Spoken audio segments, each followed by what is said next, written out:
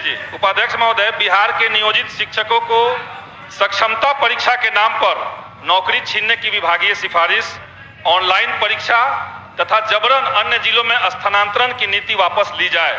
सभी नियोजित शिक्षकों का ऐच्छिक स्थानांतरण करते हुए विशेष शिक्षक नियमावली 2023 में संशोधन कर उन्हें राज्य कर्मी का दर्जा दिया जाए।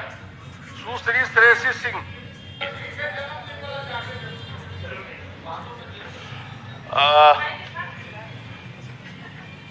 माननीय सदस्य श्रीमती अंबिका गुलाब यादव हाजिर हैं।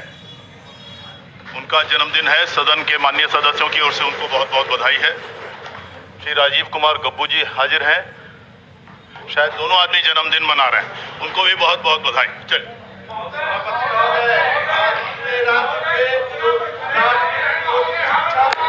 जलगंगा विभाग में धरना पर बैठे हुए हैं, वह सक्षमता परीक्षा में जो 100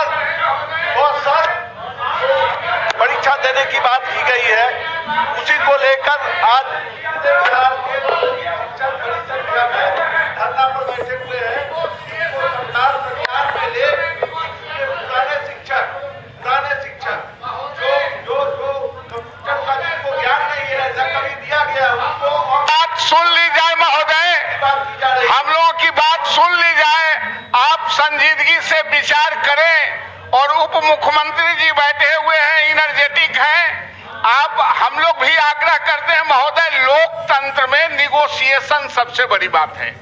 जो उनके समस्या है, लाखों के संख्या में शिक्षक आए हुए हैं, उनसे बात कर लें। और उनके बहुत कोई मांग नहीं है, उनका मांग है कि हमको राज्यकर्मी का दर्जा देने के लिए सरकार ने कहा है, तो राज्यकर्मी बनाना है महोदय। तरह तरह के उन पर एक्स्ट्रा इम्पोज कर देंगे आप किसी तरह के कानून, तो ये महोदय उचित नहीं है। इसलिए महोदय आग्रह है कि इसको, और हमारे उप मुख्यमंत्री जी हमेशा उसकी लड़ाई को लड़ते रहे हैं। सदस्य आपकी बात सुन ली गई ना?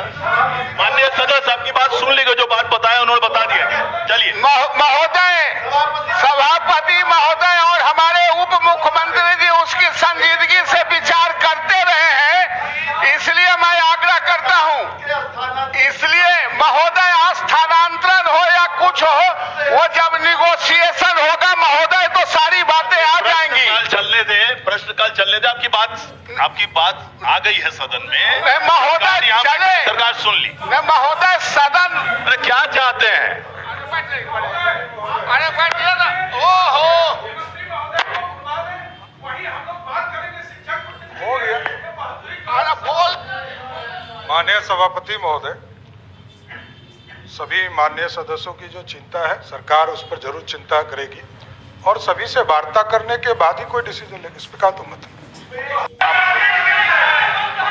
अध्यक्ष महोदय, जवाब मुझे मिला हुआ है। अध्यक्ष महोदय, शिक्षा के क्षेत्र में अध्यक्ष महोदय सरकार बहुत अच्छा काम कर रही है, लेकिन अध्यक्ष महोदय प्रश्न में अध्यक्ष महोदय 10 लाख से ऊपर छात्र अभी भी कोचिंग संस्था में पढ़ रहे हैं। यह सरकार का आंकड़ा है। जो रजिस्टर्ड कोचिंग संस्थाएं हैं 12,000, इसके अलावा भी कई हजार कोचिंग संस्थाएं हैं जो रजिस्टर्ड नहीं है। तो सरकार जो है 10 लाख बच्चे जो रजिस्टर्ड कोचिंग संस्थानों में पढ़ रहे हैं, इसको गुणवत्तापूर्ण शिक्षा मिले, इसके लिए क्या करना चाहती है अध्यक्ष महोदय? ये मैं माननीय मंत्री जी से पूछना चाहता हूँ। माननीय मंत्री जी, माननीय मंत्री शिक्षा विभाग। उपाध्यक्ष महोदय, सरकार गुणवत्तापूर्ण शिक्षा के लिए जो कदम उठा रही है उसका इसमें विवरण दिया हुआ है। जो हम योग्य शिक्षक बहाल करने के लिए बिहार लोक सेवा आयोग से नियुक्तियां कर रहे हैं। दूसरे जो नवनियुक्त अध्यापक होते हैं उनको हम SCERT से उनका ट्रेनिंग भी कराते हैं। और जो माननीय सदस्य कह रहे हैं कि कोचिंग संस्थान में पढ़ते हैं, वो अब धीरे धीरे बसा रहे हैं। चलिए, का जवाब आया अध्यक्ष महोदय। सरकार का कहना है कि शिक्षकों को हम जो है गुणवत्तापूर्ण शिक्षा देने के लिए ट्रेंड कर रहे हैं।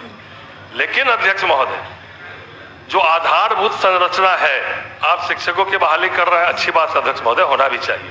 लेकिन जो विद्यालयों में आधारभूत संरचना है, मैं केवल एक विद्यालय का उदाहरण देना चाहता हूं अध्यक्ष महोदय। मेरे विधानसभा में अध्यक्ष महोदय उत्क्रमित +2 मध्य विद्यालय मप्पी है, जिसमें प्राथमिक विद्यालय भी है, मध्य विद्यालय भी है, हाई स्कूल भी है, +2 भी है, लेकिन मात्र 3 कमरे अध्यक्ष महोदय। जब तक आधारभूत संरचना मजबूत नहीं होगी अध्यक्ष महोदय, ये 4 विद्यालय 3 कमरे में कैसे पढ़ाई होगा अध्यक्ष महोदय? और नहीं अगर जगह रहेगी नहीं, और वहां जमीन भी उपलब्ध है अध्यक्ष महोदय, ऐसे हजारों विद्यालय पूरे राज्य में है, भवन का घोर अभाव और 4-4 स्थलीय विद्यालय चल रहे हैं। तो मैं माननीय मंत्री से पूछना चाहता हूं कि जब तक कोचिंग में बच्चे कम नहीं होंगे तब तक आधारभूत संरचना भवन नहीं बनेंगे अध्यक्ष महोदय। तो क्या माननीय मंत्री जी कुछ इस पे जवाब देंगे कि कब तक ये हजारों विद्यालय, मैं तो एक उदाहरण दिया अध्यक्ष महोदय, 4 विद्यालय उसमें चल रहे हैं, कमरे 3 सरकार के बगल में, और मैं कई बार पत्र लिखा, 2 प्रधान सचिव से मिला, माननीय मंत्री से मिला, लेकिन अध्यक्ष महोदय इसके लिए सरकार क्या सोच रही है अध्यक्ष महोदय कि कब तक ये आधारभूत संरचना भवन का निर्माण जो है कब तक हो जाए अध्यक्ष महोदय? माननीय मंत्री जी, माननीय मंत्री शिक्षा विभाग। महोदय,